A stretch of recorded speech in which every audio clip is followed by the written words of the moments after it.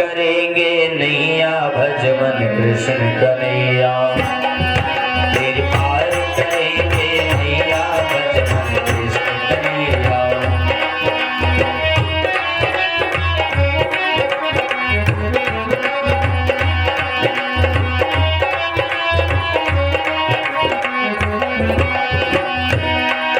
तेरी पार करेंगे नैया भज मन कृष्ण कन्हैया।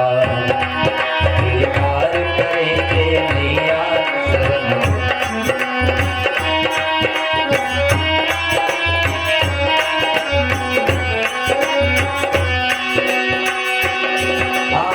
निस दिन भज गोपाल प्यारे मोर मुकुट पे सांबर वाले। मोर मुकुट पे सांबर वाले।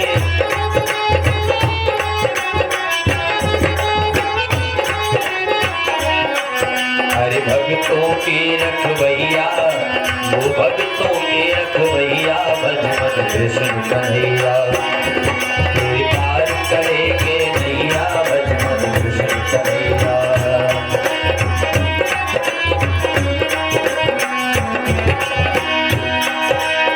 श्वास श्वास भज नंद दुलारे मोहि दे तुझे काम सवारे। मोहि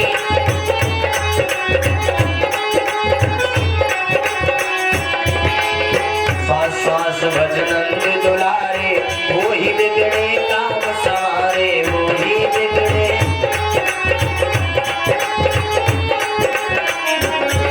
अरे नटवर चतुर रिझैया। नटवर चतुर रिझैया भज मन कृष्ण कन्हैया।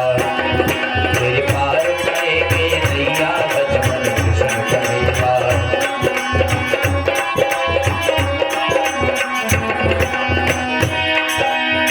अर्जुन के रथ हाँकने वाले यशोदा जी के प्राणों के प्यारे। यशोदा जी के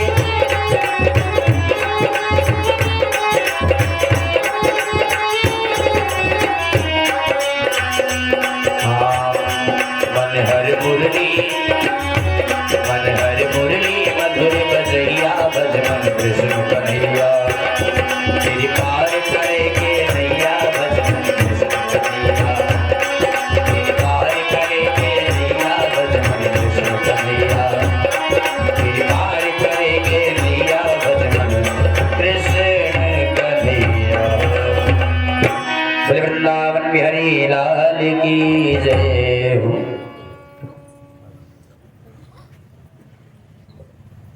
आज इतना आनंद हुआ लोगों के मन में, सभी ने दौड़ करके गोपाल को अंक में भर लिया। प्रेमार्थ हृदय हो गया। कंस के और 4 भाई थे, उनका भी उद्धार कर दिया।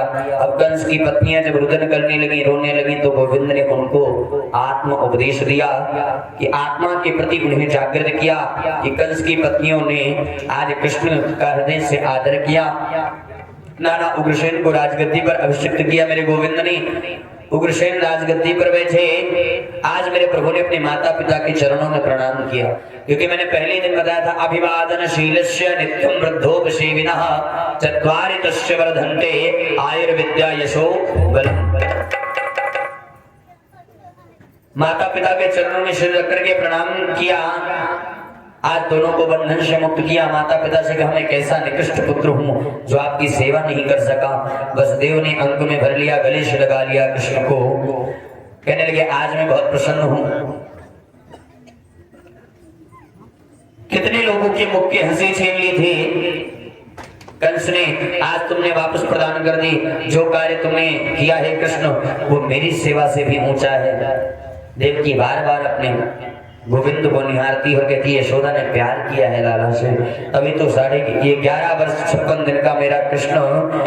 देवकी ने एक एक दिन गिना था कि आज कितने दिन का हो गया, आज कितने दिन का हो गया लाला। 11 वर्ष का 57वां दिन चल रहा है।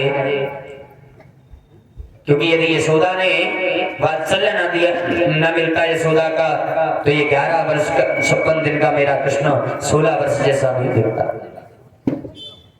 यशोदा के प्रेम का प्रतीक है। जब माँ का दुलार ज्यादा मिलता है तो बच्चे के शरीर में फुर्ती आती है। महाराज देवकी ऐसा दुलार नहीं दे सकती जीवन में जो माँ यशोदा ने गोविंद को दिया है।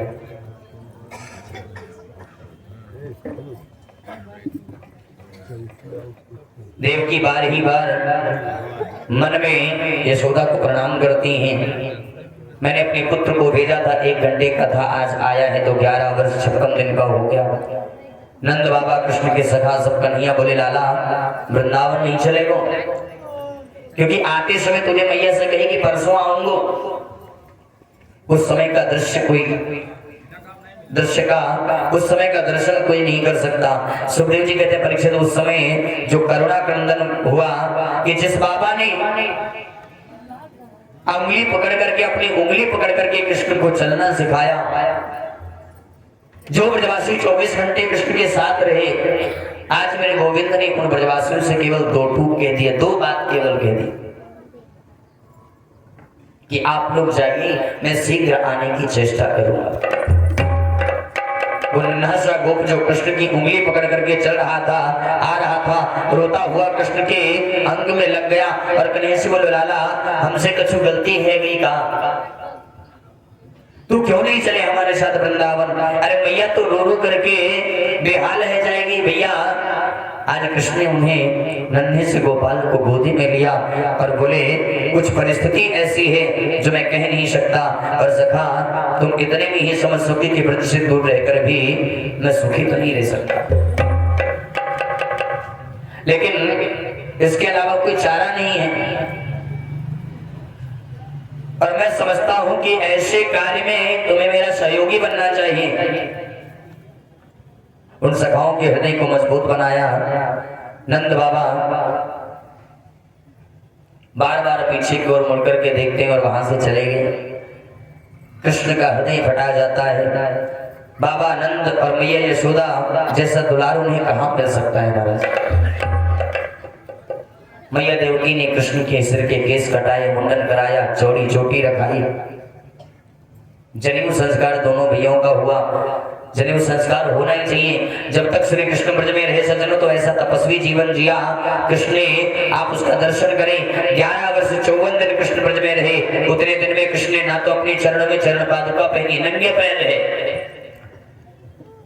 कहीं वर्णन नहीं आता कि कृष्ण ने पादुका पहनी हो ब्रज में, ये कहीं लिखा ही नहीं महाराज। क्योंकि कृष्ण के जितने सखा हैं उनमें से 90% सखा नितांत विपन्त है, अत्यंत गरीब है। तो मेरे गोविंद ने सोचा मेरे सखाओं के बीच में यदि मैं चरण पादुका पहनूंगा तो ये मुझे बड़े बाप का बेटा समझेंगे, और फिर ये सखा का भाव कैसे होगा, इसलिए चरण पादुका नहीं पहनी इतने दिन। और जब तक श्री कृष्ण ब्रज में रहे अपने सिर के केस नहीं कटाए, क्योंकि उनका संकल्प था कि जब तक ब्रजवासियों के संकट को मैं दूर नहीं करता मैं सिर के केस नहीं कटा सकता। एक अनुष्ठान था कृष्ण का।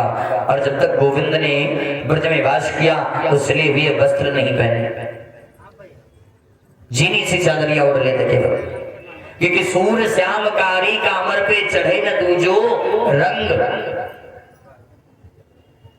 क्योंकि कृष्ण के कितने मित्र ऐसे थे जिनका जीवन बिना वस्त्र के पहने निकल गया महाराज। इतने गरीब मित्र कृष्ण के जिसके शरीर पर एक साबुत कपड़ा नहीं। उनके बीच में कृष्ण ने सोचा कि मैं दुशाला कैसे ओढ़ूं।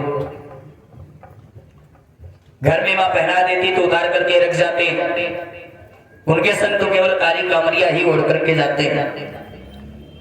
और जब तक कृष्ण ने ब्रज में वास किया परीक्षित तो अपने हाथ में न तलवार ली, मुरली के अलावा कोई आयुध नहीं लिया, न तलवार चलाई, न धनुष बाण चलाया, न बल्लम हाथ में लिया, न फरसा हाथ में लिया, केवल मुरली। क्योंकि कृष्ण कहते हैं, कृष्ण मानते थे कि ब्रज प्रेम का प्रदेश है, यहाँ हिंसा नहीं। जितने राक्षस कृष्ण को मारने आए, किसी को धक्का देकर के मार दिया, किसी को उठा करके पटक दिया, यानी अपने शरीर का स्पर्श देकर के मुक्ति कर दी। न धनुष बाण चलाया, न तो तलवार से किसी को मारा। और जब तक के ब्रज में वास किया कृष्ण ने परीक्षित तो अपने सिर पर सोने का मुकुट नहीं पहना, केवल मोरपंख पहना। न कभी का हीरे का हार पहना, न सोने का मुकुट पहना। मैया यशोदा उनकी बहुत सजावट करती है, घर में उनकी खुशी के लिए पहन लेते, लेकिन जैसे ही बाहर जाते सब कुछ उतार करके रख जाते। कहीं ऐसा चरित्र तुम्हें कोई देखने को मिला? परीक्षित बिल्कुल नितांत विपन्न वारियाओं के बीच ऐसा बन गया मेरे गोविंद। क्यों नहीं ये न लगे कि ये बड़े बाप की संतान ही है, बड़े बाप का बेटा है। आज उसी का परिणाम है कि कृष्ण के मित्र जब लौट रहे थे तो मार्ग भूल गए। मार्ग में कहां जा रहे, किधर जा रहे हैं पता नहीं चला, क्योंकि उनका मन कृष्ण के चरणों में बंधा हुआ है। महाराज गोविंद उनके हृदय में बैठा हुआ है। आज कृष्ण का जनेऊ संस्कार हुआ, कौन मुंडन करता है, कौन जनेऊ पहनाता है, कुछ मालूम नहीं। इसके लिए तो इनका तो मन मैया यशोदा के चरणों में लगा हुआ है। रह रह करके मैया यशोदा की याद आती है। बार बार एक ही बात कहते हैं, एक ही बात याद आती है, कनुआ कनुआ। ऐसा सुंदर चरित्र पिताजी ने गुरुकुल में पढ़ने भेजा कृष्ण को। सारी विद्याओं को कृष्ण ने पढ़ा, धनुर्विद्या को पढ़ा। वहीं पर सुदामा जी से मैत्री हो गई। लौटते समय सुदामा को गले लगाया, गुरुदेव के मरी हुई पुत्र को यमपुरी से लाकर के प्रदान किया। पांचजन्य नाम के राक्षस को मारकर प्रभु ने पांचजन्य नाम का शंख प्राप्त किया। सुदामा को गले लगा करके बोले कि कभी मेरी मथुरा आना। सुदामा ने कहा प्रयास करूंगा। गुरुदेव और माता जी का आशीर्वाद लेकर के कृष्ण आए। आकर के माता पिता के चरणों में प्रणाम किया, लेकिन जिस दिन से कृष्ण पढ़ करके आए हैं मन नहीं लगता घर में। महाराज बिल्कुल मन नहीं लगता। 24 घंटे याद आती है मैया यशोदा की। बरसों बीत गए वृंदावन को छोड़े, हमेशा किशोरी राधा जी का स्मरण होता है। किशोरी जी का बार बार वंदन करते हैं। और ये जब से पढ़ करके आए हैं तो कृष्ण का मन घर में नहीं लगता। नाम तो बहुत लंबा है, अनन्य ममता विष्णु ममता प्रेम संगता भाव इक्ष एव सांद्रात्मा बुधई प्रेमा निगत्यते। आज मैया देवकी ने कृष्ण के लिए भोजन बनाया और सोच रही आज पहली बार लाला को अपने हाथ से भोजन कराऊं। और ये भाव लेकर के देवकी आई, लेकिन जैसे ही कृष्ण के कक्ष में प्रवेश किया, मैया देवकी के देखते ही देखते कन्हैया को मैया यशोदा की याद आ गई। मैया यशोदा का स्मरण हो आया और हिलकियों से कृष्ण रोने लगे, हिलकियों से गोविंद रोते हैं। मैया तो एकदम डर गई, एकदम गाय को रोवे, क्योंकि मां देवकी ने कृष्ण को गोद में खिलाया नहीं था, इसलिए उनके स्वभाव से परिचित नहीं है। थाली अलग रख दी, दौड़ी दौड़ी आई वसुदेव जी के पास। वसुदेव जी ने कहा क्या हुआ?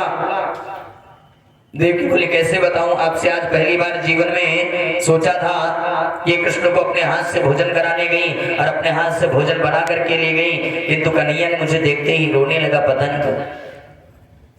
सुनिए, जब से अवंतिकापुरी से पढ़ करके आया है कृष्ण तो किसी से बात नहीं करता, कभी हंसकर प्रेम से किसी से बोलता नहीं। अपने कक्ष में केवल शांत गंभीर समाधि लगा करके बैठा रहता है। मुझे लगता है कुछ गड़बड़ है, क्योंकि माँ का हृदय होता ही कुछ ऐसा है। महाराज कहने लगे आप कुछ प्रयास करो ना। वसुदेव ने कहा मैं भी कैसे पूछूं, लाला के स्वभाव से तो परिचित मैं भी नहीं हूं, क्योंकि गोद में तो मैंने भी नहीं खिलाया।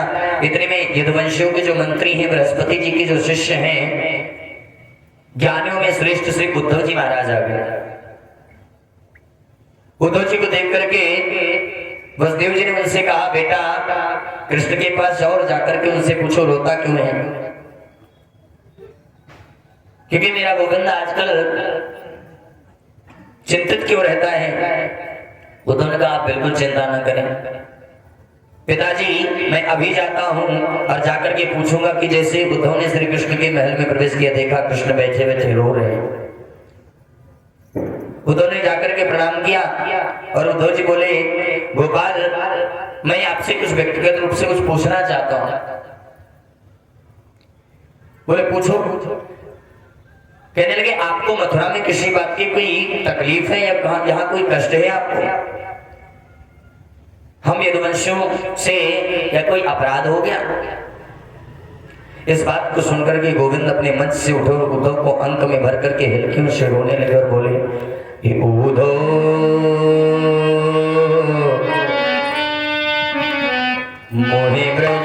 बिसरत ना, हर्ष सुता की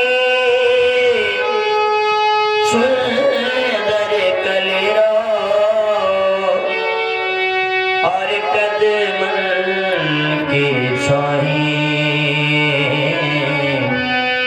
मोहे ब्रज बिसरत ना। मैं हजार बार प्रयास करके भी उद्धव अपने ब्रज को भूल नहीं पाता हूँ, अपने ब्रज का विस्मरण नहीं कर पाता हूँ। और रही बात आपकी मथुरा की तो सुनो, ये मथुरा कंचन की नगरी, मणिमुक्ता जिनमाई,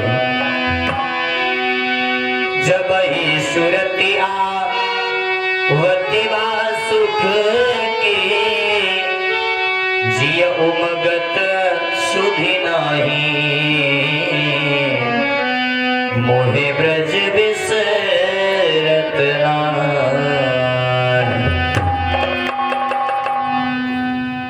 आपकी जो मथुरा है ये स्वर्ण की नगरी है, मणि उजड़ित है, मुक्ता मणि इसमें विद्यमान है, लेकिन फिर भी जब मुझे ब्रज की याद आती है, उन ग्वालों की याद आती है, उन गौओं की याद आती है, तो मेरा जी उमड़ाने लगता है।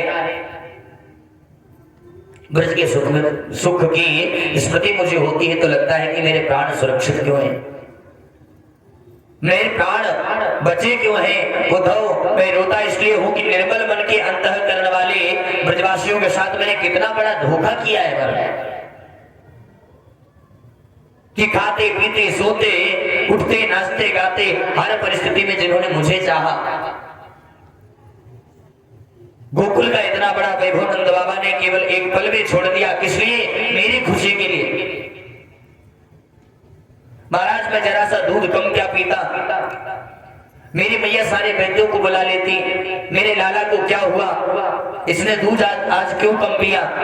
अरे उद्धव, जब मुरली बजाता तो हजारों गैया मुझे घेर करके खड़ी हो जाती, हजारों बछड़े पूछ उठा करके मेरे पास आते, और जैसे ही मुरली को बंद कर देता तो मानो टेढ़ी नजर से ऐसे देखती, मानो ये कहना चाहती हैं ये क्यों बंद कर दिया गोपाल,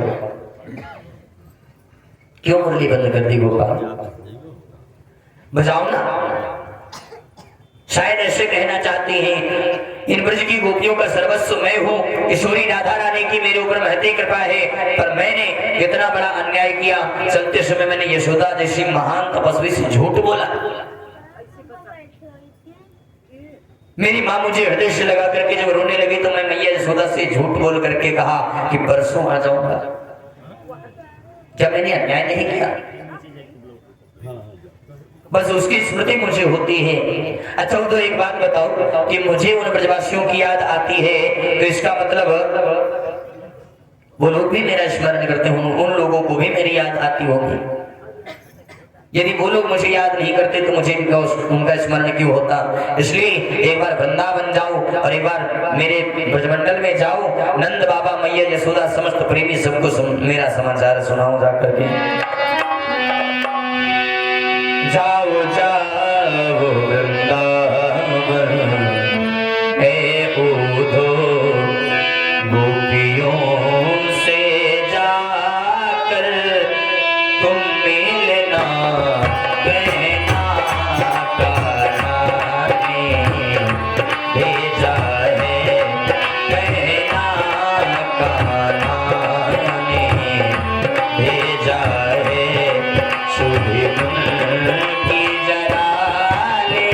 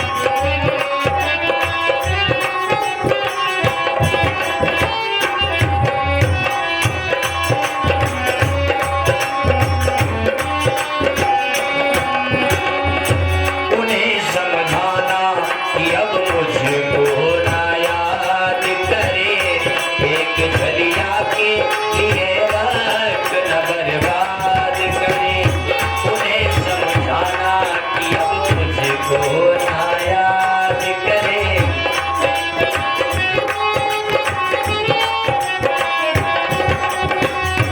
एक छलिया के लिए वक्त न बर्बाद करे। फिर वो क्या कहती मैं उनकी, फिर वो क्या कहती मैं उनकी। बात हमसे आकर तुम कहना कहना कान्हा ने भेजा है।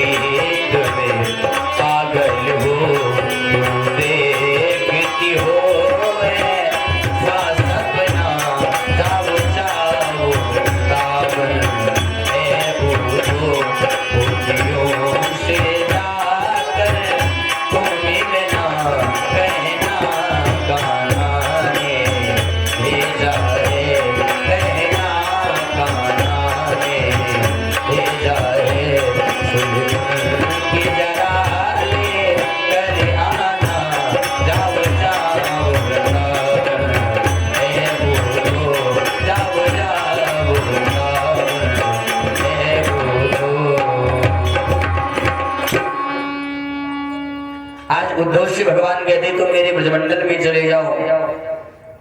नंद बाबा और मैया यशोदा समस्त प्रेमियों को सबको मेरा समाचार सुनाओ। उद्धव ने टेढ़ी नजर से गोविंद को देखा और कहने लगे आवाज है क्या नहीं है, याद आ रही है? अरे परब्रह्म को याद आ रही है ब्रजमंडल की और समाचार लेकर मैं जाऊं?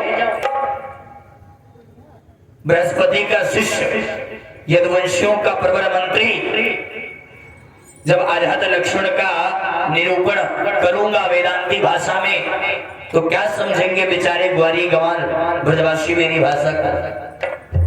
कृष्ण बोले वो इतना अभिमान, जिन गोपियों ने परब्रह्म को उंगलियों पर नचा दिया उन्हें उद्धव ग्वालियर समझता है। भगवान बोले कोई बात नहीं उद्धव, तुम जाओ तो सही, थोड़ी सरल भाषा में समझाने का प्रयास करना, कहने का प्रयास करना। उद्धव ने कहा आपकी आज्ञा सिरोधार्य है, ब्रजमंडल जाता हूं, पर आपका समाचार सुना करके और मैं 1 घंटे से ज्यादा ब्रज में नहीं रुकूंगा, लौट करके तुरंत आ जाऊंगा। भगवान ने कहा तुम जाओ तो सही, 1 घंटे में आओगी कि 7 महीने में आओगी ये तो समय बताएगा। तुम्हारे ज्ञान पर जब प्रेम का पुट लगेगा तो तुम सब भूल जाओगे, तुम ब्रज के महत्व को तुमने समझा क्या है। आज उद्धव जी ने कृष्ण की मोरपंख को अपनी मुकुट में लगा लिया, कारी कामरिया को ओढ़ लिया, इसलिए कि मुझे ब्रजवासी पहचान सके, क्योंकि ब्रजवासी सिवाय कृष्ण के किसी अन्य से बात करना भी नहीं पसंद करते हैं। वो व्यर्थ की बात समझते किसी अन्य से बात करना। कहने लगे कि तुम यदि मेरी परिधान को पहनकर जाओगे तो वे लोग तुम कम से कम तुमसे बात तो कर सकते हैं। उद्धव ने रथ सजाया, प्रेम की नगरी वृंदावन की ओर चल दिए। और प्रेम की नगरी वृंदावन, वात्सल्य की नगरी वृंदावन, जहां प्रेम का सागर बहता है महाराज।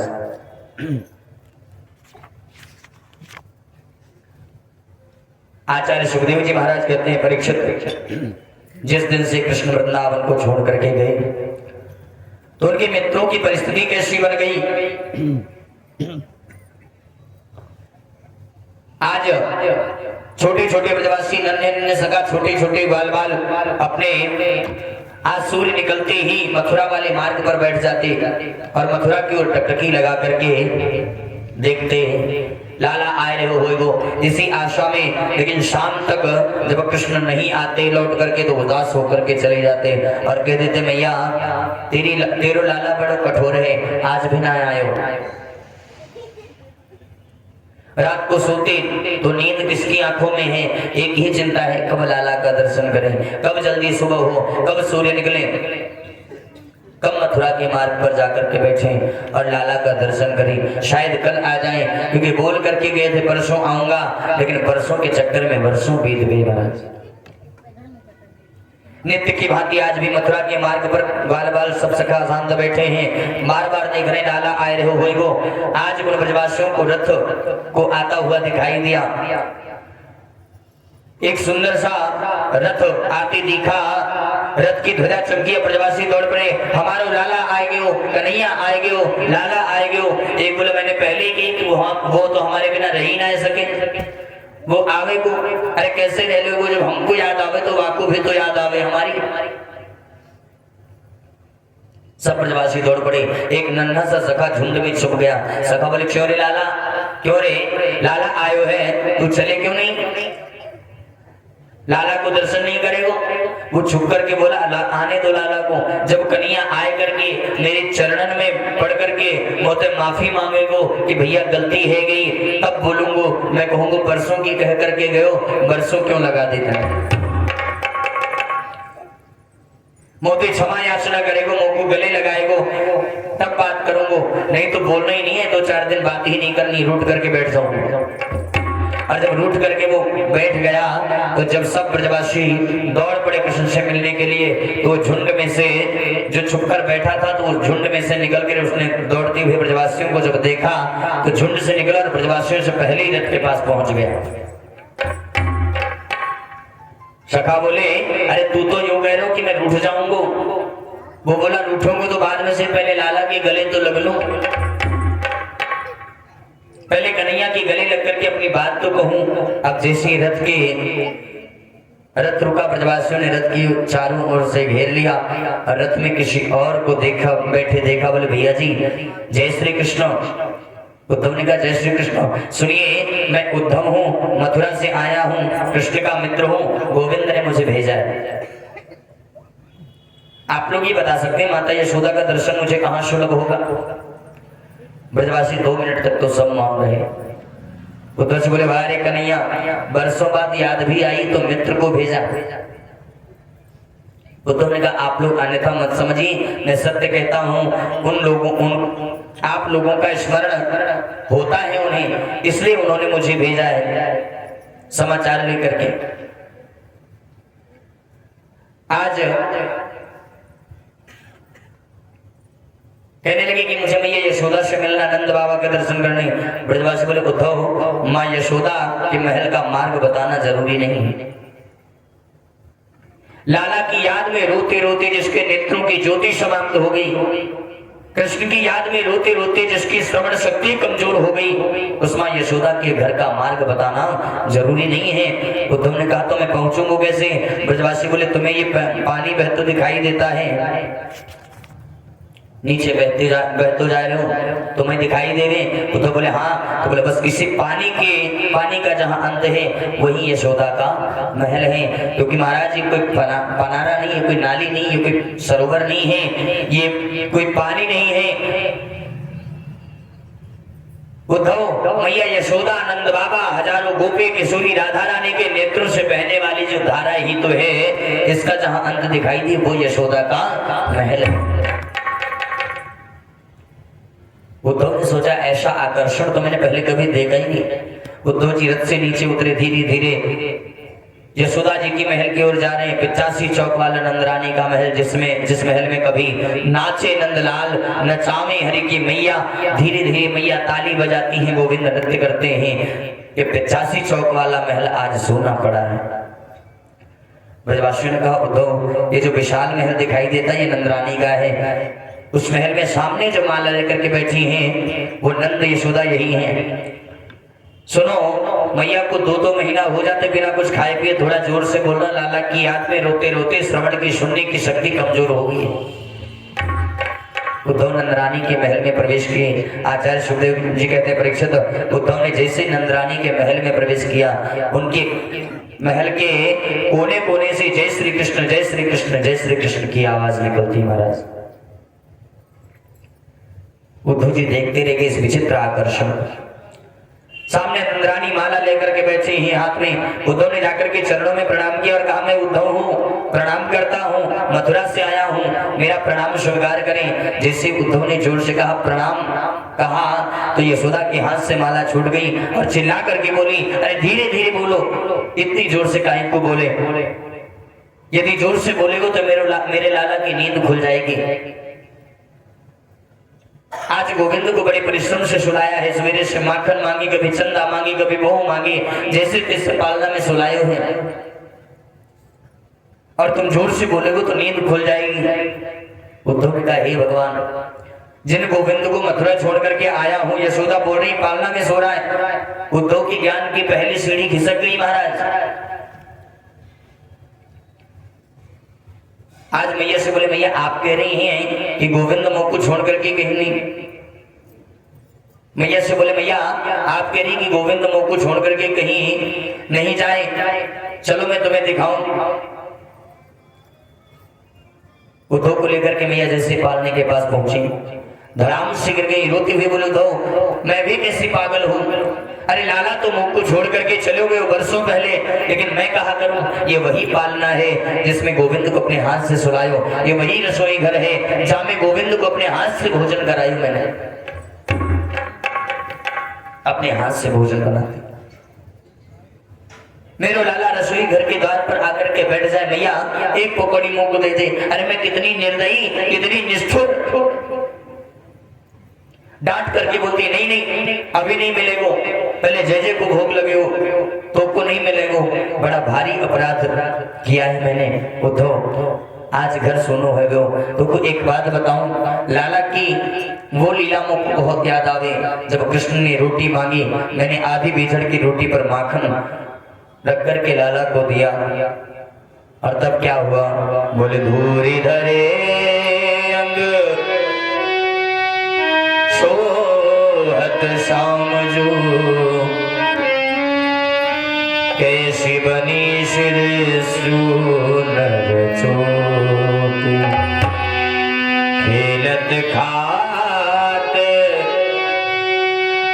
फिरे अंगना, पग पे जनी बाजत पीर कचोट, वाछवी को रस खान बिलोकत, वारत काम कला निधि कोटि काग के भाग कहा कहिए हरि हाथ सुले गयो माखन रोटी।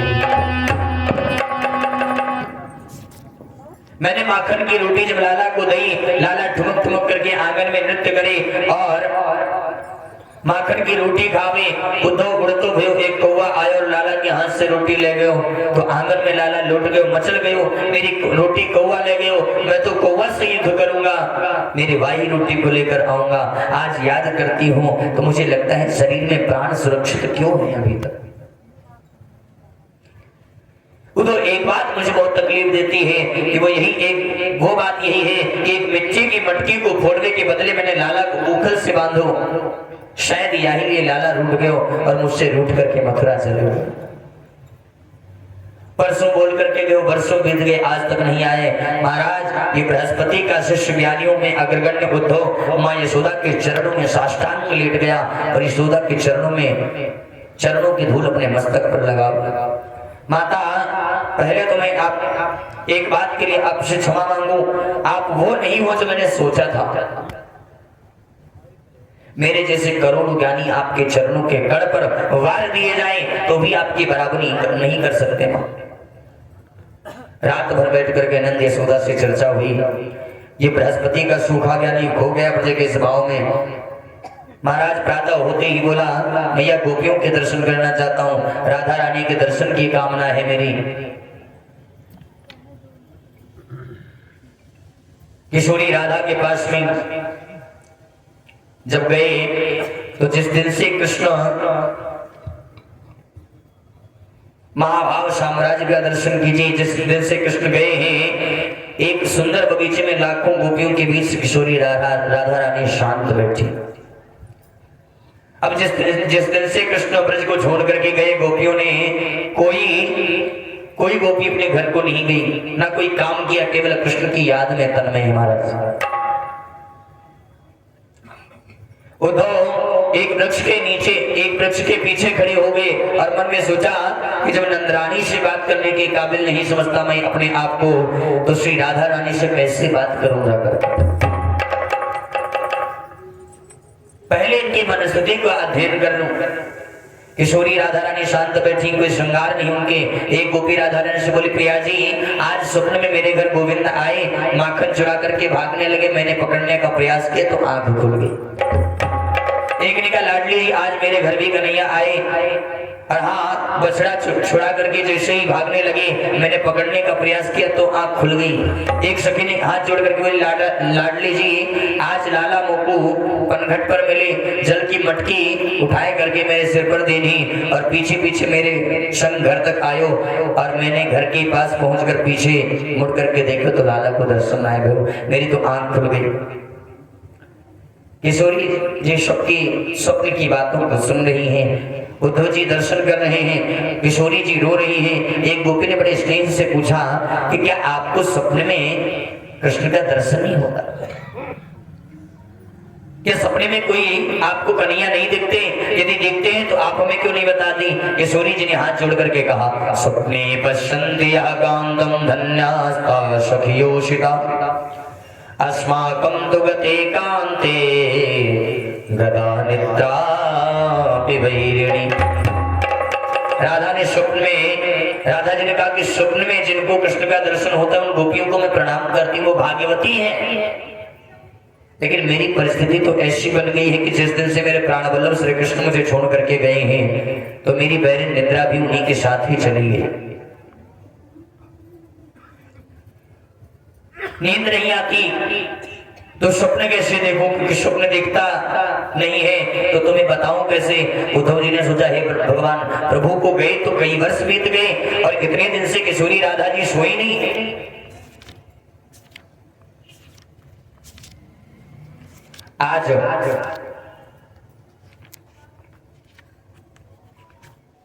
उद्धव जी ने सोचा, सखियों से इतनी वार्ता हुई नहीं थी कि एक गोपी ने तुरंत राधा रानी से कहा, क्यों रोती हो उसकी याद में? अरे प्रेम में कभी क्रोध भी आता है, अनुराग भी आता है। मैंने तो निश्चय कर लिया कि जीवन में कभी काले से प्रेम नहीं करूंगी। प्रिया जी, ये काले जितने होते सब कपटी होते हैं। इतनी वार्ताएं आपस में चल रही थी कि वहां पर एक भौरा आ गया। उड़ता हुआ भौरा भौ भौ शब्द करते हुए गोपियों के पास आ गया, भ्रमण करने लगा। एक गोपी ने कहा, देखो ये भी काला है, ये काला है तो जरूर कृष्ण का मित्र होगा। उद्धव जी खड़े खड़े सब देख रहे थे। वृक्ष के पीछे से मधुपकी तव बंधो मास प्रसंघ्रिम शपथ्याम कुछ विलुलित माला कुंकुमा श्रुष्णुभिर्ना बहतु मधुपतेस्तव मानिनी नाम प्रसादम यदुषदशिविडं यस्य दूतस्त्वमेद्रक। कहने लगे, अरे भौरा क्यों बार बार हमारे पैरों में गिरता है, क्यों बार बार आकर के हमें तकलीफ देता है? तुम्हारी मूंछों पे कुमकुम लगा है, इससे ये बात स्पष्ट होती है कि तुम भी कृष्ण के जैसे स्त्रैण हो। परिचरति कथम तत्पाद पद्मम तु पद्मा हेपिवद हत चेताम उत्तम श्लोक जलपई। तुम उसी कपटी कृष्ण के दूत हो, हम सब जानती हैं। और वो आज का नहीं, जन्म जन्मांतर का कपटी है। आज भौरे से बोली, हम सब जानती हैं। भौरे ने कहा, देखो कृष्ण को, मेरे गोपाल को कपटी मत बोलना, मेरे गोविंद को। गोपियां कहती, हम सब जानती हैं। मृगयुरिव कपेन्द्रो बिभ्यते लुब्धधर्मास् स्त्रियमकृत विरूपा स्त्रीजितः कामयानां बलिमपि बलिमत्वा वेष्टयद्वांशवद्यस् तलमसितं सुखसख्यै दुस्त्यजस्तगर्थार्थः। गोपियां कहने लगी, क्या बिगाड़ा था बेचारे बाली ने, छुप करके उसे बाण मार दिया। क्या बिगाड़ा था राजा बलि ने, 3 बिलात का बौना बन करके गए और उसका सब कुछ हरण कर लिया। हम जानती हैं। अरे बेचारी शूर्पणखा प्रेम करने के लिए आई, उसके नाक कान दोनों काट दिए। अरे भ्रमर, इस कपटी कृष्ण से जिस किसी ने प्रेम किया उसे धोखा मिला। मोरध्वज ने प्रेम किया, बेटे को बेटे के सिर पर आरा चलाना पड़ा। हरिश्चंद्र ने प्रेम किया, घूम के घर अपने घर को बेचना पड़ा, अपने को बेचना पड़ा, पत्नी को बेचना पड़ा। राजा श्वी ने प्रेम किया, शरीर काट करके तराजू पर चढ़ाना पड़ा। और भौरा, हमने प्रेम किया तो एक एक पल याद में मर रही है। ये निगोरे प्राण भी तो नहीं निकलते, झंझट ही मिट जाए। लेकिन भौरा, हम सत्य कहती हैं कि इतना कुछ कहने के बाद भी उसे हम भूल नहीं पाती। एक गोपी कहने लगी, तुम कपटी कह रही हो। इस भौरे ने जाकर के अगर हमारे गोपिंद को बोल दिया, कन्हैया को बोल दिया तो? तुरंत दूसरी गोपी ने हाथ जोड़ करके बोली, भ्रमर, हमने जो भी तुमसे कहा सो मथुरा में श्री कृष्ण से जाकर के बताया। क्योंकि उन्होंने इन सब बातों को अगर सुना तो सुनकर के अगर वो जरा भी दुखी होंगे तो यही तो हमारे लिए मृत्यु है। तुम तो केवल इतना बताओ कि कन्हैया ठीक तो है, कृष्ण आनंद से तो है, हमारी याद तो करते हैं, याद करते हैं कि नहीं? यदि एक बार वो हमें स्मरण कर लेते होंगे तो हम समझेंगे कि हमें सब कुछ मिल गया। भौरा चला गया। उद्धव ने देखा और जाकर के कहा, देवी हो, आप समस्त गोपियों के चरणों में मैं प्रणाम करता हूँ। आपके चरणों में मैं वंदन करता हूँ। निवेदन केवल इतना था कि जिस श्री कृष्ण को प्रियतम मान करके आप पूज रही हैं वो कृष्ण साक्षात ब्रह्म है। मैंने गुरुदेव बृहस्पति जी से ये जाना है और ब्रह्म का ना हाथ होता है। एक बार जीव की वृत्ति निर्गुण बन जाए, एक बार जीव का मन निर्गुण बन जाए, निर्गुण में लग जाए ब्रह्म में, तो भटकाव खत्म हो जाता है। इसलिए मन को ब्रह्म में बनाओ, मन को ब्रह्म में लगाओ, यही जीवन का सार है। एक गोपी ने टेढ़ी नजर से उद्धव की ओर देखा और क्या जवाब दिया कि उद्धव, तुम ठीक बोलते हो, मन को ब्रह्म में लगाऊं, पर किसी के पास यदि मन नहीं है तो क्या करें? उद्धव ने कहा, क्या मतलब? गोपी कहती, उद्धव मन न रहे 10-20। क्यों? क्योंकि एक हो तो सो गयो श्याम संग, अब को आराधे ईश, मन न रहे 10-20। मन तो एक हो और उस एक मन को तो मेरे कन्हैया चुरा करके मथुरा ले गए। मन हमारे पास है नहीं तो ब्रह्म के लिए मन लाऊं कहां से? और तुम तो सखा श्याम सुंदर के सकल योग के ईश। तुम तो कृष्ण के सखा हो, हमारी बात सुनो। हम किसी ब्रह्म को नहीं जानते, क्योंकि कृष्ण तन कृष्ण मन कृष्ण ही हमारो धन, और आठों याम ऊधो हमें कृष्ण ही सो काम है।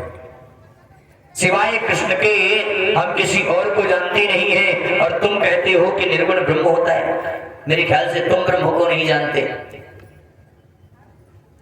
देखो ग्वालिन गोपियां उद्धव जी को जवाब दे रही है, महाराज अरे उद्धव, निर्गुण का अर्थ होता है कि जिसमें प्राकृतिक गुण नहीं हो, और सगुण का अर्थ होता है जिसमें दिव्य गुण विराजमान हो।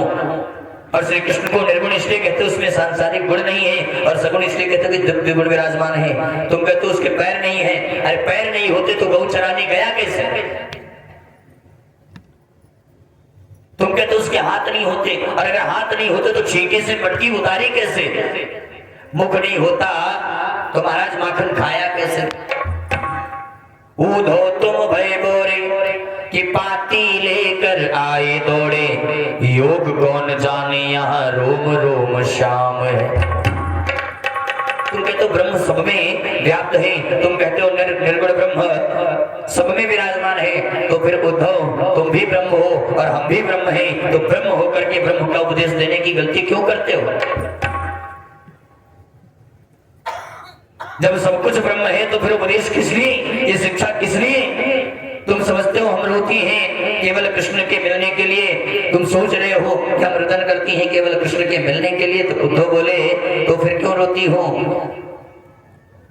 आज गोपीनगारी उद्धव, यदि हम कृष्ण से मिलने को रोती, अगर रोती कृष्ण से मिलने के लिए तो यहां से मथुरा को ज्यादा दूर नहीं, दिन में 5 बार आ जा सकती थी वहां से। लेकिन हमारी प्रतिज्ञा है, सुन लो कि आशिष्टवापादरतां विनष्टो माम अदर्शनान्ता मर्महतां करोतु वः यथा तथा विदधातु लंबटो मत्प्राणनाथस्तु स एव नापरः। चाहे हमें श्री कृष्ण अपने हृदय से लगा करके पीस डाले, चाहे पैर की ठोकर दे करके हमें निकाल दें, लेकिन जीवन पर्यंत हमसे ना मिले, हमें तड़पाती रही, उस लंपट की जैसी इच्छा हो वैसा करें। लेकिन मत प्राणनाथ, वो जैसे भी चाहे तो जीवन भर उनकी याद में हम रोती रोती निकाल देंगे पूरा जीवन, पर सिवाय कृष्ण के किसी को नहीं चाहेंगे। हे नाथ हे रमानाथ ब्रजनार्थिनाथ नाशय मग्नमुद्धर गोविंद गोकुलम ब्रजनार्दनाथ। आज गोपियां रुदन करने लगे, रोती हुई नेत्रों के आंसुओं की धारा बह चली। अब गोपियों के नेत्रों से बहने वाली अश्रु की धारा के पनारे के रूप में आज परिणित हो गई, और वही प्रेम की नदी एक सरोवर के रूप में परिणित हो गई, और वही महासरोवर एक अथाह भाव समुद्र के रूप में परिणित हो गया। और उस भाव के समुद्र में उद्धव जैसे ज्ञानी ने महाराज ऐसा गोता लगाया कि 7 महीने तक उसी प्रेम समुद्र में ऊपर नीचे गोता लगाते रहे उद्धव जी महाराज। जबकि कृष्ण से कह करके आए थे कि 1 घंटे में लौट करके आ जाऊंगा, लेकिन 7 महीने तक लगातार गोता लगाते रहे प्रेम सरोवर। 7 महीने बाद उद्धव को शरीर का होश आया, अपने आप को गोपियों के चरणों में पाया। उद्धव के नेत्र सजल हो गए, नेत्रों से अश्रु प्रवाह हो चला। ज्ञान की जो सेज थी आज वो गुदड़िया बन गई प्रेम के डंडों से। और उद्धव ने एक ही बात कही, आशाम हो चरण रेणुजुषाम हम शाम वृंदावनम किमपि गुल्मतसो औषधीराम यादुष्टजं स्वजनमार्य पथो चहित्वा भेजुर मुकुंद पदवीं श्रुते विमर्या।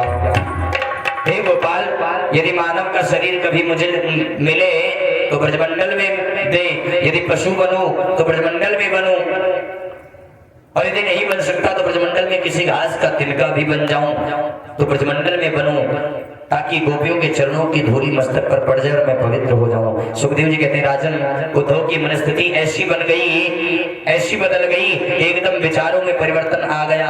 आश्चर्य कि उद्धव ने आज गोपियों को प्रणाम नहीं किया। उद्धव कहते हैं, मैं इनको प्रणाम करने के लायक नहीं हूं। उद्धव ने तो गोपियों के चरणों को प्रणाम नहीं किया, गोपियों के चरणों को प्रणाम करने योग्य नहीं हूं। विचार किया तो उद्धव ने तो गोपियों के चरणों की धूल को प्रणाम किया। महाराज ये वही गोपियां हैं जिनको उद्धव बता रहे थे कि उन ग्वालियाओं से, उन गवार ग्वालों को क्या समझाऊंगा जाकर के, क्या समझेंगे मेरी भाषा हो। वंदे नंद ब्रज स्त्रीणां पादरेणुमभीक्ष्णशः यासां हरिकथोदीतं पुनाते भुवनत्रयम्। आचार्य सुखदेव जी ने कहते हैं कि ये बृहस्पति का परम ज्ञानी शिष्य कहता है कि मैं इन गोपियों के चरणों की धूल को प्रणाम करता हूँ जिनके मुख से निकलने वाली कृष्ण कथा त्रिलोकी को पवित्र करती है। उद्धव ने गोपियों को प्रणाम करके कहा, देवियों मैं आपको वचन देता हूँ सायंकाल का सूर्य अस्त होगा बाद में और कृष्ण यहाँ पधारेंगे पहले, ये मैं आपको वचन देता हूँ। उद्धव ने दौड़ लगा दी, ऊधो सूधो है चलो सुनी गोपिन के बोल, ज्ञान बजाई ढूंढवे प्रेम बजायो ढोल। प्रेम के ढोल के सामने ज्ञान की ढूंढवी को कौन सुने। जैसे उद्धव जी मथुरा में पहुंचे, 7 महीने बाद बोल कर गए थे 1 घंटे में आ जाऊंगा, 7 महीने बाद पहुंचे।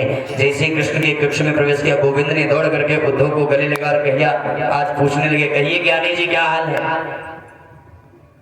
भगवान ने कहा, कहिए ज्ञानी जी सब ब्रज में सब कुशल तो है। उद्धव जी बोले, सुनो जले पर नमक मत डालो, तुम्हारे समान निष्ठुर तो मैंने कहीं देखा नहीं। भगवान ने कहा, क्यों क्या हुआ, क्या नहीं। उद्धव जी कहते, क्या नहीं हुआ ये पूछो। अरे उन गोपियों की परिस्थिति मुझसे पूछो। जब से आप आए हैं यशोदा की आंखों की नींद चली गई, श्रवण की शक्ति समाप्त हो गई, किशोरी राधा रानी का शरीर सूख करके लकड़ी हो गया, गायों की चंचलता समाप्त हो गई, पक्षी भी ऋषि मुनियों की तरह गंभीर बैठे रहते हैं, पूरा ब्रजमंडल सुना हो गया।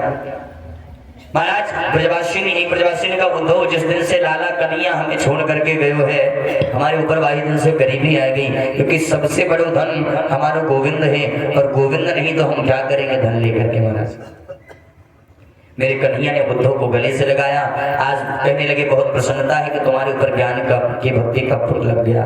उद्धव तुमने ब्रज के भाव को पहचान लिया, यही तो मैं चाहता था। ब्रज के भाव में जो एक बार रंग जाता है ना, बस उसे फिर संसार अच्छा नहीं लगता। पर जरा अपनी आंखों को बंद करो। उद्धव ने जैसे नेत्र बंद किए, प्रभु ने कहा खोल करके देखो। उद्धव ने देखा तो कृष्ण के बगल में राधा रानी विराजमान, हजारों गोपियां प्रकट हो गई। कृष्ण बोले, ना ये मेरे बिना रह सकती हूँ, ना मैं इनके बिना रह सकता हूँ। ये मेरा नाटक था, और बिना भक्ति की जो ज्ञान है वो पंगु है, और बिना ज्ञान की जो भक्ति है वो अंधी है। इसलिए दोनों की जरूरत है। तुम ज्ञानी थे, विनम्र थे, पढ़े लिखे विद्वान थे, मैंने सोचा तुम्हारे ज्ञान को थोड़ा भक्ति का रंग लग जाए तो सोने में सुहागा हो जाएगा। महाराज और ये तब तक संभव नहीं था जब तक तुम गोपियों के संग नहीं करते। गोपियों का उद्धव ने ये गोपी साधारण नहीं, ये वेद के मंत्र हैं। वेद के मंत्र गोपी रूप में आए हैं। निर्गुण को उनसे ज्यादा कौन जान सकता है, सगुण को उनसे ज्यादा कौन जान सकता है। आज भक्ति के विषय में उनसे ज्यादा ब्रह्मा भी नहीं जानता, क्योंकि साक्षात वेद की ऋचाएं हैं। तुम भाग्यवान हो, तुम्हें गोपियों का दर्शन हुआ जो मेरे साथ हैं। आज उद्धव प्रसन्न है। राधा और कृष्ण नाम दो हैं, लेकिन चीज एक ही है। क्योंकि राम रूपे भवे सीता रुक्मिणी कृष्ण जन्मति। भगवान नारायण की पहली पत्नी का नाम है लक्ष्मी। नारायण की लक्ष्मी पत्नी का नाम है लक्ष्मी। और वही नारायण जब राम बन करके आए तो सीता जी आई लक्ष्मी जी, और वही नारायण जब कृष्ण बन करके आए तो लक्ष्मी जी रुक्मिणी जी बन करके आए। तो नारायण की पत्नी लक्ष्मी, राम की पत्नी सीता और कृष्ण की पत्नी रुक्मिणी। तो फिर राधा क्या है? तो बोले राधा तो साक्षात कृष्ण है, और कृष्ण ही राधा है। हमारा वेदांत दर्शन कहता है तस्मात् ज्योतिर्भवेत् द्विधा श्री राधा माधव रूपकम। गोपाल सहस्त्र नाम में ये श्लोक आता है। एक ही ज्योति नीचे से ऊपर चली और 2 रूपों में परिणित हो गई, जिसे हम राधा और माधव कहते हैं। राधा ही कृष्ण है और कृष्ण ही राधा। इसलिए राधा का प्रेम, गोपियों का प्रेम हमारे प्रेम जैसा नहीं है, निश्चल प्रेम है। आज निर्गुण ब्रह्म को उंगली पकड़ के जो नचा दे, चुल्लू भर छाछ पे जो नाच नचा दे, उन गोपियों को आप साधारण ग्वालिन समझे। क्या ये गोपी साधारण ग्वालिन है? उद्धव को भक्ति का सर्वांग दर्शन हुआ। उद्धव के को आज गोपियों के जो समस्त भक्ति के रूप हैं उनके साथ दर्शन हुआ। कहने लगे आज मैं गदगद हो गया। इसके बाद कन्हैया ने कुब्जा पर के घर आई अक्रूर जी के मन में आनंद की सहानुभूति जगाई। अब इसके बाद कंस की दो पत्नियां हैं अस्थि प्राप्ति। और महाराज आपको बताऊं कि कंस कहते हैं अभिमान को, और अभिमान की दो पत्नी है अस्थि और प्राप्ति।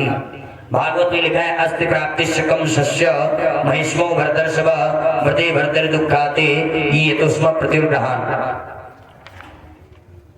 ज्यादा देर की कथा नहीं बची, बस गोविंद का विवाह होने वाला है। सोना तो रोज ही है, आज और कल की कथा बची है, 2 दिन और श्रवण कर ले। कंस रूपी अभिमान की पत्नी अस्थि और प्राप्ति। अस्थि माने है और प्राप्ति माने होगा। करोड़ों का बैंक बैलेंस अभी है और करोड़ों का टर्नओवर होने वाला है। यही तो कंस रूपी अभिमान बढ़ाने वाली चीज है अस्थि और प्राप्ति। दोनों ने जाकर जरासंध से शिकायत की। जरासंध ने 23 अक्षौहिणी सेना लेकर के मथुरा पर चढ़ाई कर दी। सुखदेव जी वर्णन करते हैं 23 अक्षौहिणी सेना का। श्रीमद् भागवत में 18,000 मंत्र हैं और महाभारत में 1 लाख मंत्र हैं। उस 1 लाख मंत्र वाले महाभारत युद्ध में कौरव पांडवों की सेना मिलाकर के केवल 18 अक्षौहिणी सेना थी। जरासंध ने अकेले 23 अक्षौहिणी सेना लेकर के मथुरा पर चढ़ाई कर दी। 1 बार नहीं, 2 बार नहीं, 17 बार। 17 बार कृष्ण ने उसको हरा दिया, क्योंकि कृष्ण के जैसा पराक्रमी कौन हो सकता है। आज एक कालेवन नाम का राक्षस आया, प्रभु ने मुचकुंद के द्वारा उसको भस्म कराया। अब प्रभु ने 17 बार जरासंध को हरा दिया, तो 18वीं बार पंडितों को पूजा पर बैठा करके आया और कहा यदि मैं इस बार युद्ध में जीत करके आया तब तो आप लोगों को दक्षिणा दूंगा, और यदि इस बार में परास्त होकर के आया तो आप सब ब्राह्मणों का धड़ सर जो है धड़ से अलग कर दूंगा, सबकी बलि चढ़ा दूंगा।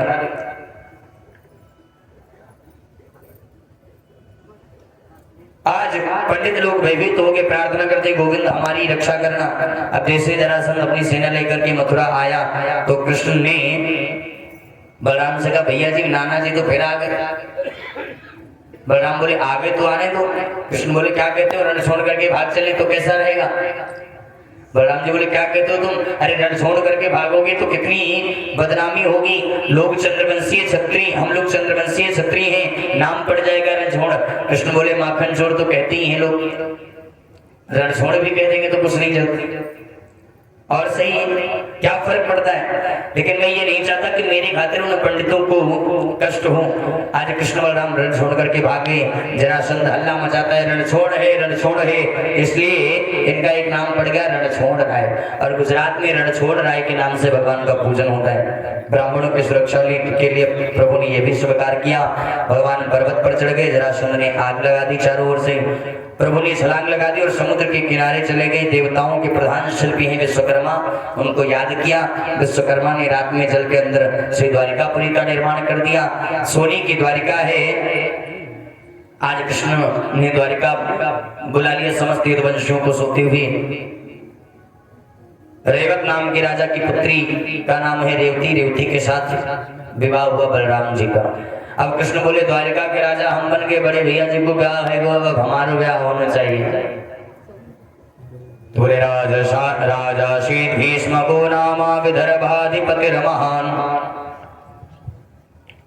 तस्य पंचा भवन पुत्रा कन्निका चवरानन। एक भीष्मक राजा है, कुंदन कुल के राजा है भीष्मक। इनके 5 पुत्र हैं। बड़े पुत्र का नाम है रुक्मी। 5 पुत्रों के बाद कोई पुत्री नहीं थी। मन में बड़ी बेचैनी है। बड़ी तपस्या की और समुद्र में कमल के फूल पर उन्हें एक सुंदर सी नन्ही सी बालिका मिल गई। उसी का नाम है रुक्मिणी। आज रुक्मिणी लक्ष्मी, और लक्ष्मी कभी किसी के गर्भ में नहीं आती महाराज। उस कन्या को लेकर के साक्षात आए। लक्ष्मी प्रकट हुई समुद्र से माता जानकी जी। जब वही लक्ष्मी माता जानकी बनी तो पृथ्वी से प्रकट हुई, और जब वही रुक्मिणी बनी तो प्रकट हुई कमल के फूल से। भीष्म ने कन्या को लाकर के अपनी रानी को सौंप दिया। प्रसन्न होकर के बोले हमें पुत्री मिल गई, कितने आनंद की बात है। रुक्मिणी को पढ़ा लिखा करके विदुषी बनाया। मन में संकल्प कर लिया कि मथुराधिपति वसुदेव पुत्र श्री कृष्ण के साथ इनका विवाह करूंगा। आजकल द्वारिका में आ गए। लेकिन कभी कभी क्या होता है, घर में क्या होता है, जब बड़ा पुत्र जो हो जाता है ना, तो माता पिता की बात नहीं मानता। बड़े पुत्र रुक्मिणी ने शिशुपाल से सगाई कर दी रुक्मिणी की, और पिताजी से बोला, पिताजी परसों स्वयंवर होगा, बड़े बड़े राजकुमार आएंगे, आप रुक्मिणी से कह देना कि वो शिशुपाल के गले में ही माला डालना। स्वयंवर तो केवल नाटक के लिए होगा। आज मैंने शिशुपाल को वचन दिया है। रुक्मिणी जी को जब पता चला कि मेरा विवाह शिशुपाल से होना निश्चित हुआ है, निश्चित किया है भैया ने, तो अपनी भाभी के पास रोती हुई आई और रोती हुई कहने लगी, भाभी मैंने तो बचपन से ही द्वारिकाधीश को अपना पति माना है। भैया ने सगाई शिशुपाल से कर दी। भाभी कहती, मन छोटा क्यों करते हो, एक पत्र लिख दो द्वारिकाधीश के पास, भगवान श्री कृष्ण को स्वयंवर में आमंत्रित करो, और जब कृष्ण स्वयंवर में आ जाए तो सबके सामने वरमाला डाल देना। रुक्मिणी जी ने पत्र लिखा और पंडित जी को द्वारिकापुरी भेज दिया। कितना सुंदर पत्र लिखा रुक्मिणी जी, दर्शन करें भगवान के पास, द्वारिकाधीश के पास ब्राह्मण देव पहुंचे, पत्र दिया, स्वागत सम्मान किया, पत्र दिया, और पत्र को जब खोल करके पढ़ने लगे तो कितना सुंदर पत्र लिखा। श्रुत्वा गुणान् भुवन सुंदर शृण्वतां ते निर्विश्य कर्ण विवरे हरतोंगतापम रूपम दृशां दृशिमताम् अखिलार्थलाभम त्वय्यच्युता विशति चित्रम पत्रकम में। हे गोपाल, मैं आपके गुणों को मैंने केवल सुना है, और पहली भक्ति जो आती है नवदा भक्ति, तो उसमें आता है श्रवणम, पहली भक्ति है। इसलिए रुक्मिणी लिखती है कि मैंने आपकी आंखों से देखा नहीं, आपको केवल आपके गुणों को सुना है। और हे गोपाल, आप सोचेंगे कि कौन सी नारी है जिसने हमको पत्र लिख दिया, तो कातम मुकुंद महती कुलशील रूपा विद्यावयों द्रविण धाम विरात्मतुल्यम धीरांवतीं कुलवती नवनीत कान्या कालेन सिंह नरलोक मनोभिरामम। ऐसी कौन सी नारी है जो एक बार आपकी झांकी को सुनकर के आपको नहीं चाहेगी। आप पधारे हैं और मुझे लेकर के जाओ, क्योंकि जो वस्तु सिंह को मिलनी चाहिए उसे कोई सियार ले जाओ, इससे तो बड़े संकोच की बात है महाराज। मेरी शिशुपाल के साथ में सगाई हो गई, परसों स्वयंवर है, शिशुपाल के साथ विवाह तो नहीं कर सकती, आप नहीं आए तो मैं शरीर का त्याग कर दूंगी, लेकिन किसी और को नहीं चाह सकती। आज रुक्मिणी अपने आप से प्रश्न करती है और स्वयं जवाब दे रही है, लिख रही है कि अंतःपुरांतर्जरी मनिहत्य बंधुस् त्वामुद्वहे कथिमति प्रवदाम्युपायत् पूर्वे दुरस्ति महति कुलदेवी यात्रा यस्यावहिर्नववधू गिरिजापेयात्। आज कहने लगी कि अंतःपुर में तुम रहती हो। प्रभु कहे, आप सोचेंगे कि अंतःपुर में रहती हो, तुमको लेकर के कैसे जाऊंगा। यदि आप ऐसा सोच रहे गोपाल, तो हमारे कुल की परंपरा है कि विवाह से पहले बेटी कात्यायनी का पूजन करने जाती है गांव से बाहर। मैं वहीं आऊंगी, आप वहीं पधारे, वरमाला पहनाऊंगी, लेकिन किसी और को नहीं चाह सकती। पंडित जी ने पत्र दिया और बोले, आपने पत्र पढ़ लिया? कृष्ण से पूछा, अब मैं जाऊं? भगवान बोले, चलिए ना। पंडित जी को रथ में बैठा करके जैसे प्रस्थान करने लगे, सामने से बलराम जी आते दिख गए। कृष्ण बलराम का इतना स्वागत करते हैं, आदर करते हैं। बलराम को देखते ही गोविंद के हाथ से लगाम घोड़े की छूट गई। पंडित जी बोले, हो गया विवाह। पंडित जी बोले, क्या हुआ? कन्हैया बोले, भैया जी आ गए। संकोच लगता है ना बड़े भैया से, लेकिन बलराम का कितना प्यार कृष्ण के प्रति है। पूछने लगे, लाला कहाँ जा रहे हो? अब क्या बोले भगवान? बलराम जी बोले, कन्हैया कहाँ जा रहे हो? कन्हैया बोले, वहीं जा रहे हैं। बराबर है, लेकिन कहाँ जा रहे हो? किसी सेनापति का पता नहीं, सेना का पता नहीं, कहाँ जा रहे हो? जा कहाँ रहे हो आखिर बताओ तो। भगवान ने फिर कहा, वहीं जा रहे हैं। पंडित जी बोले, कुंडनपुर जा रहे हैं। बलराम जी ने कहा, अरे कुंडनपुर में तो कल रुक्मिणी का स्वयंवर है। ओहो, मैंने तो सोचा था कन्हैया मेरा भी लाला है, लेकिन ये तो बड़ा हो गया। जरूर जाना चाहिए, मेरा गोविंद किसी से कम थोड़ी। स्वयंवर में बड़े बड़े राजकुमार आएंगे, मेरे लाला लाखों में एक है। बलराम ने सेनापति को टेढ़ी नजर से देखा और इशारे से बता दिया कि सारी व्यवस्था होनी चाहिए कृष्ण की सुरक्षा की। क्योंकि वहां शिशुपाल जैसे दुष्ट राक्षस आएंगे, मेरा गोपाल कहीं अकेला ना पड़ जाए। कैसा भ्रात प्रेम है बलराम का कृष्ण के प्रति, कैसा वात्सल्य है। कुंदनपुर आए, अब तो राजा लोग पहुंचे। भीष्मक ने कृष्ण का स्वागत किया। आने में तो किसी को रोक नहीं सकते कि सभी राजकुमार आएंगे। आज विवाह से पहले रुक्मिणी कात्यायनी का पूजन करने जा रहे हैं, दर्शन करें। उनके भाई रुक्मिणी ने कितनी सुंदर व्यवस्था की। महाराज 10,000 सैनिक साथ में चल रहे हैं और 10,000 सखियां रुक्मिणी के संग चल रही हैं और उन सखियों के चारों ओर 10,000 सैनिक सुरक्षा के लिए चल रहे हैं। रुक्मिणी महारानी कात्यायनी का पूजन करने जा रही हैं कि आओ मेरी सखियों मुझे मेहंदी लगा दो, मेहंदी लगा दो, मुझे सुंदर सजा दो, मुझे सब सुंदर की दुल्हन बना दो, मुझे सब सुंदर की दुल्हन बना दो। आओ मेरी सखियों मुझे मेहंदी लगा दो,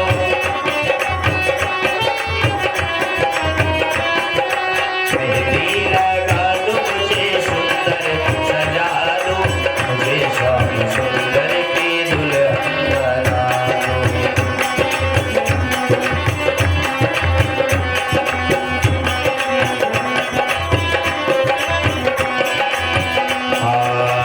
सत्संग में मेरी बात चलाई, सत्संग में मेरी,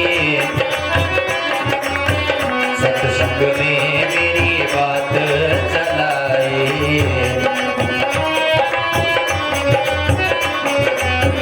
सतगुरु ने मेरी कीरी सगाई, सतगुरु ने उनको बुला के अकेले बातों करा दो, उनको बुला के अकेले बातों करा दो, मुझे सब सुंदर की दुल्हन बना दो, मुझे सब सुंदर की दुल्हन बना दो।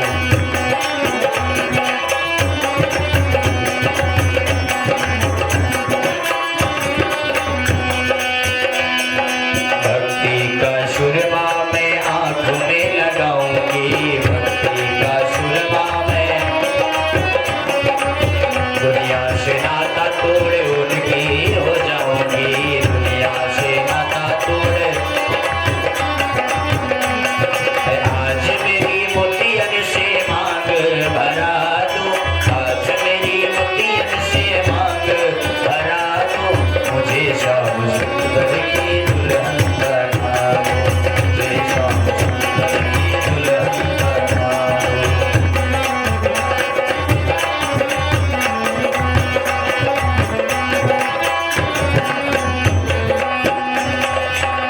वृंदावन बिहारी लाल की जय। अब रुक्मिणी महारानी जब कात्यायनी माता का पूजन करने गई, मंदिर का द्वार खुला था। आचार्य सुखदेव जी कहते हैं रुक्मिणी जी की आंखों के सामने मूर्ति है कात्यायनी का, लेकिन उस कात्यायनी माता की मूर्ति में दर्शन हो रहा है द्वारिकानाथ।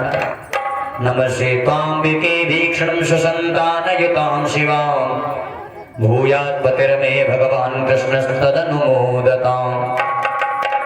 हे माता कात्यायनी, आपके चरणों में मैं प्रणाम करती हूँ। बस एक ही वरदान दे दो कि मुझे कृष्ण रूप पति के रूप में मिले।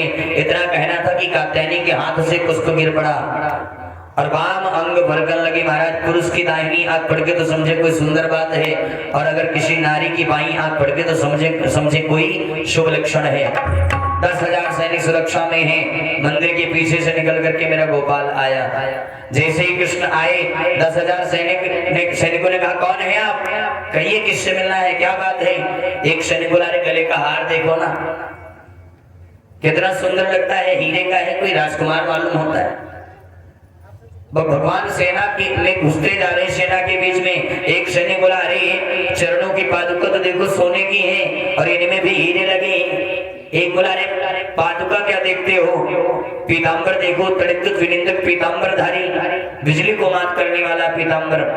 एक बोला, भैया उनके कमर में जो फेंट बंधी है उसमें मुरली जो लगी कैसे सुंदर दिखती है, बजती कितनी सुंदर होगी। अब भगवान रुक्मिणी जी के पास पहुंचे। रुक्मिणी जी ने गोविंद को वरमाला पहनाई। सैनिक बोले, भैया पीतांबर क्या देखते हो, इनका अपना सुंदर शरीर तो देखो, नीलमणि जैसा चमकता हुआ शरीर, ऐसा पुरुष तो हमने जीवन में कभी देखा नहीं। रुक्मिणी जी को गोद में लेकर के गोविंद रथ की ओर बढ़े। एक सैनिक बोला, आहा, चाल कितनी मस्त है, कितनी सुंदर है, ऐसे चलता है जैसे उन्मत्त हाथी चलता हो। रुक्मिणी को रथ में बैठा करके स्वयं कृष्ण रथ में बैठे और चलने लगे कि जैसे चलाने लगे कि घोड़ी चलने लगे। एक सैनिक बोला, रथ की ध्वजा पर गरुड़ जी बैठे हैं और गरुड़ की जैसे गरुड़ की तरह उड़ता होगा, पता नहीं कहां से आया था, कितना सुंदर है, श्याम वर्ण की कांति है, मुस्कुराता कितना सुंदर है, हार कितना बढ़िया है, पीतांबरी कितनी बढ़िया है, कितनी सुंदर है। हम निहाल हो गए, हम धन्य हो गए, दर्शन दे गया, अपना बना गया। आज भगवान के रथ ने सुहावा से बात कर ली, तेज हो गए बोले घोड़े।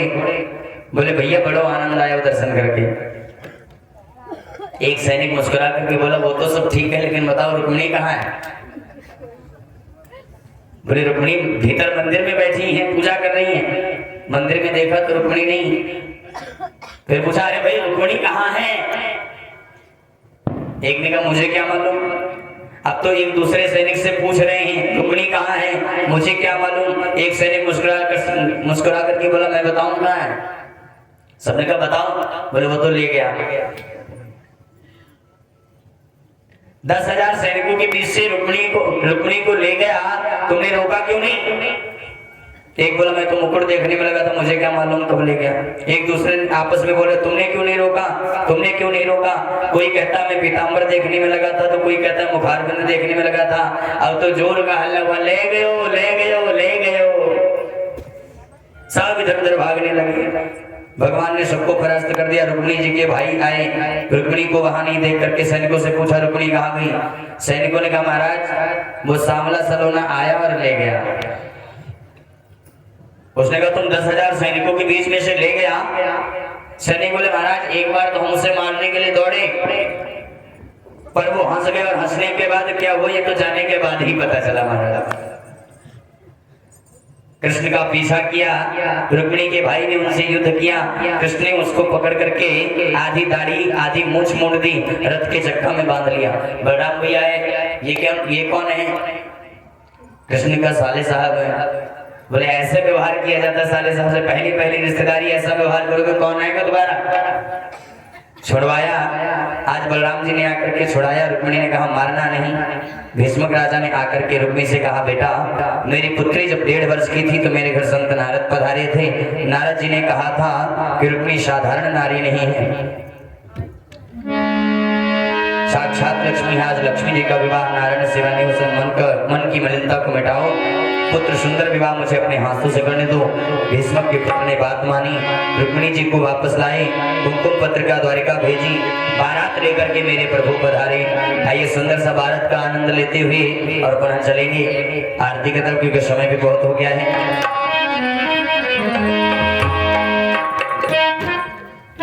इस भजन के बाद आरती होने वाली है। वृंदावन बिहारी लाल की जय हो।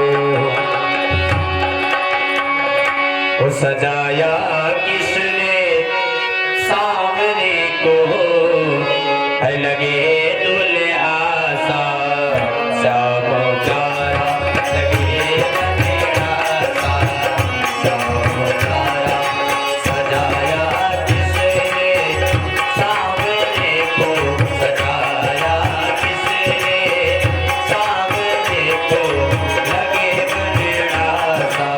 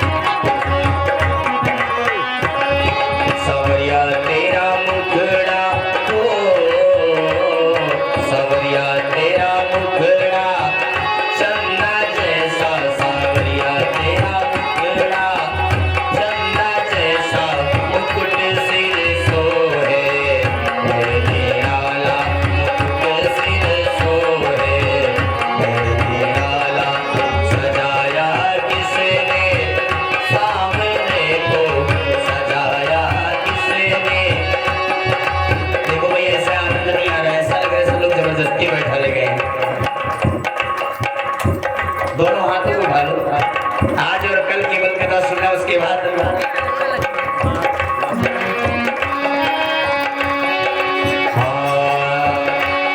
सावरिया तेरी मेहंदी इतनी प्यारी, सावरिया तेरी मेहंदी, ओ सावरिया तेरी मेहंदी इतनी प्यारी, लगे गंगा यमुना किनारा, लगे गंगा यमुना किनारा, सजाया किसने सावरे को, सजाया किसने सावरे को, लगे बनेरा सावरा, लगे बनेरा सावरा, लगे बनेरा सावरा।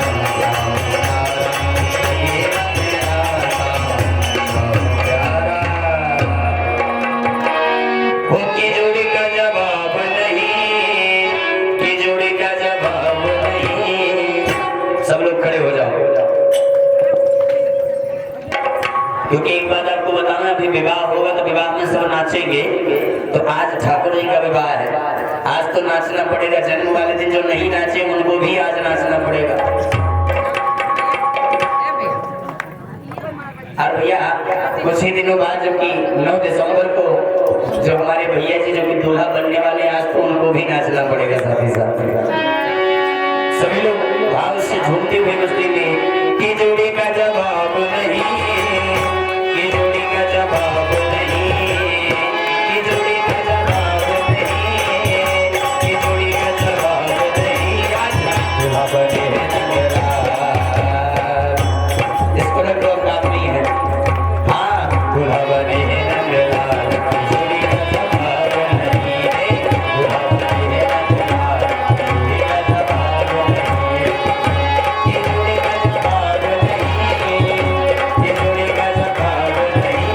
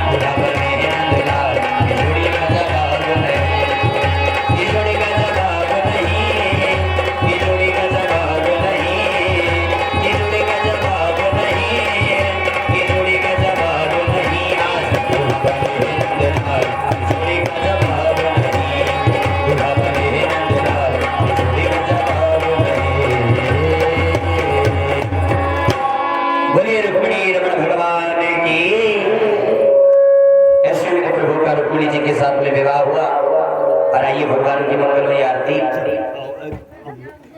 आरती कराओ तो इसे निकाल और अग्रिम कथा कल आप सभी लोग श्रवण करेंगे।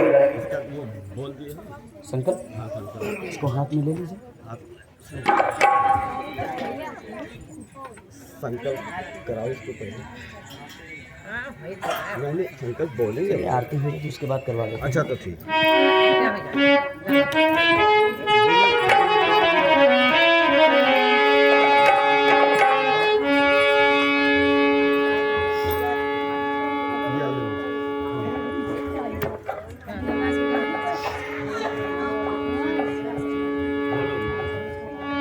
ज्वालामालिनी अग्नि श्रीणमं चन्द्रमां सोजात चक्षुः सूर्योदयः श्रोत्राद्वै शुभांशमुखाग्निरजायत शिवा के बिहारी तेरी आरती गाऊं के बिहारी तेरी आरती गाऊं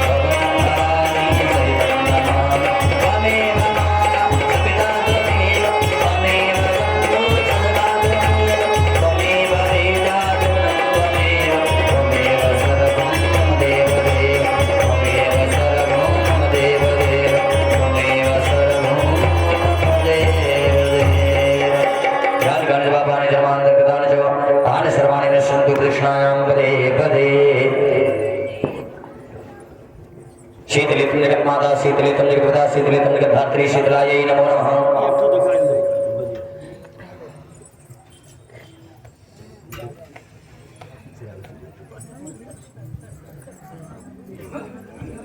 भगवान को अर्थ दिखा दो। शंख मध्ये स्थितं द्वयं भ्रांतं केशवोपरि अग्निलग्नमुष्याणं सर्वं पापं विबोधि सर्वं दुःखं विबोधि सर्वं कष्टं विबोधति। और कल आप सभी लोग बारिश संख्या में बता रहे हैं क्योंकि कल ही